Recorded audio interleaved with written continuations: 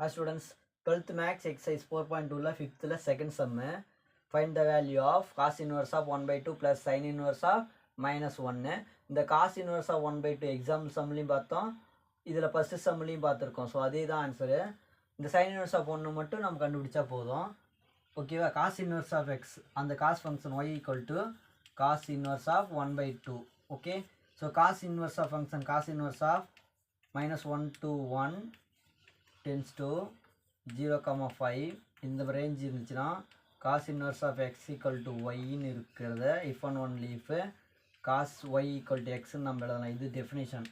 Okay, அப்படி இருக்கும்போது cos inverse of x equal to y, இப்போ இந்த வேல்யூ இதுக்குள்ளே இருக்கான்னு பார்க்கும்போது இருக்குது. ஸோ இந்த மாதிரி இருக்கிறத இது மாதிரி சேஞ்ச் பண்ணலாம். அப்போ என்ன வரும்? cos y is equal to 1 by 2ன்னு வரும். ஒய்யோட வேல்யூ இந்த 1 by 2 cos θவில் 5/3ன்னு வரும்னு போன சம்லேயே பார்த்துருக்கோம். ஸோ ஒய்யோட வேல்யூ 5/3ன்னு வந்துடும்.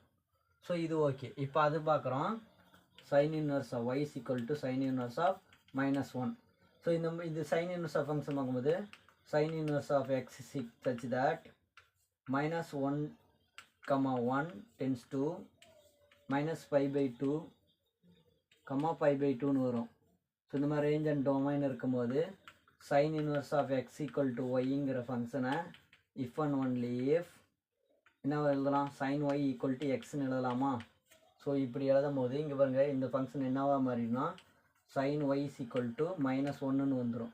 Okay, sin y equal to minus 1. இந்த minus 1ங்கிறது சைன் ஃபங்க்ஷன், சைனில் எந்த வேல்யூக்கு வரும்னா sin y is equal to minus 5/2க்கு வரும், அதாவது minus 90 டிகிரிக்கு. ஓகேவா? அப்போ y equal to minus 5/2.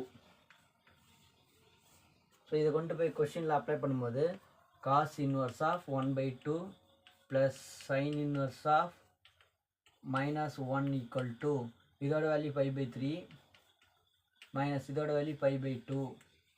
So காமனாக எல்சிஎம் எடுக்கும்போது 6க்கு எடுக்குவோம். அப்போ இங்கே என்ன 2ஆல் மல்டிபிள் பண்ணணும். ஸோ 2π, இங்கே 3ஆல் மல்டிபிள் பண்ணணும், மைனஸ் 3π வரும்.